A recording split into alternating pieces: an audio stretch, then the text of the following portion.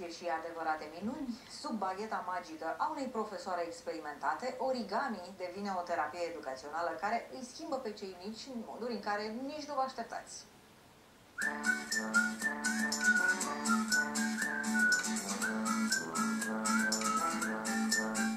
La ce dăm viața?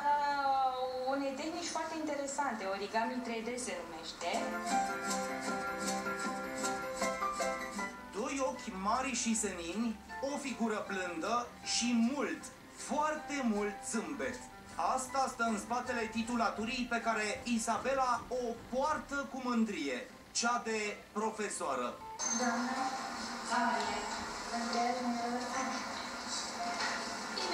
Păi încep cu cea mov să o franjurez deja. Ți-am tăiat-o.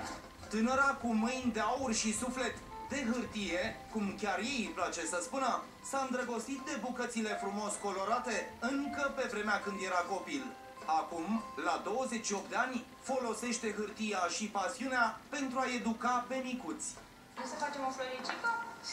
Culoarea asta? Hai. Ce culoare vrei? Tulpina obligatoriu o să o facem verde. Ne arăt și nouă? Ne învăț și pe noi cum se fac frunzulițele? Da. Îți place mult? Da, e pasiunea mea. Cum ai descoperit? Prima oară am văzut la niște colegi de-ai mei de la școală că făceau niște piese și am întrebat cum se face și am învățat de la ei la început. Mă gândeam cum aș putea eu să le dau o altă alternativă de a învăța jucându-te. Iar gândurile au dat roade. În micul atelier de creație pe care Isabela îl ține alături de copii, se nasc vise, se formează personalități și se dezvoltă imaginația. Mi-a venit, cum să zic și eu, mi-a venit o idee de asta. Ai avut o sclipire? Da, o sclipire. Piesele negre eu le pun așa, pe la margini, că arată frumos. La marginea a ce? La inima asta, că fac această inimă și o să-i fac marginile cu negru.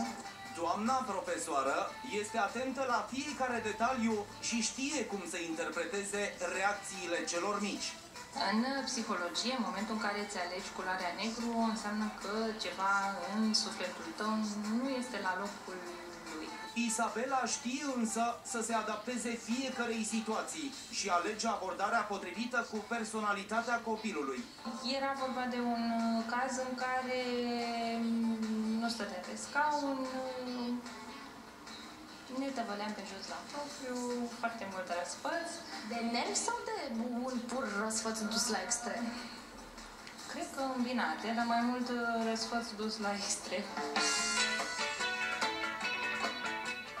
Și în cât timp s-a ameliorat și s-a rezolvat problema? Pe parcursul unui an, dacă nu mai bine. Alina, care a furat meseria, a trecut-o prin filtrul propriei personalități și a ajuns la o concluzie. Ar vrea să învăț și pe alții și să creez modele mai mari. Asta e planul tău? Da.